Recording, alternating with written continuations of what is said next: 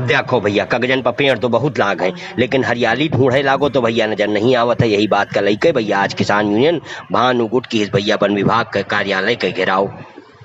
वृक्षारोपण में 2022 से लेकर अब तक जो देखा है, उन्होंने पेपरों पर पेड़ लगाए हैं। तो हम लोगों ने सोचा भारतीय किसान यूनियन भानु ने उन पेड़ों को पेपर से निकाल के ज़मीन तक पहुंचाया जाए। इसलिए हम लोग यहाँ पर आए हैं कि सारे जो अधिकारी सो रहे हैं उनको जगाया जाए। पेड़ ज़मीन पर लगाओ, पेपर पे नहीं लगते थे। और जो भ्रष्टाचार हो रहा है पूरे रेंज में, वो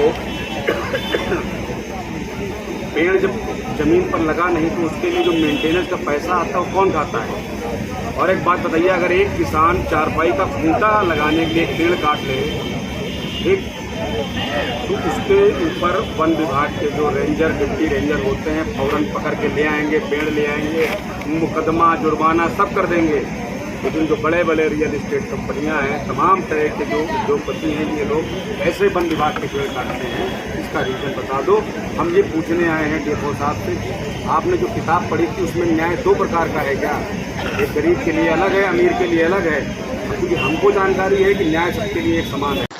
पेड़ तो भैया लागत हैं, फोटो खींचे जाते हैं, लेकिन इनकी सुध ले वाला कोई नहीं है। और भैया कागजन पर खाली पेड़ अगर लगी हैं तो बड़ा बंकी हरा भरा हो ही ना, धरातलों पर भैया लागे चाहिए हैं। लेकिन भैया वन विभाग का थोड़ा गंभीर हो एक परी कि धरातल पर पेड़ ज्यादा लागे। और भैया खबर नीक लाग हुए तो इका भैया लाइक और शेयर जरूर करो भैया, और चैनल को सब्सक्राइब करते बिल्कुल नहीं ना।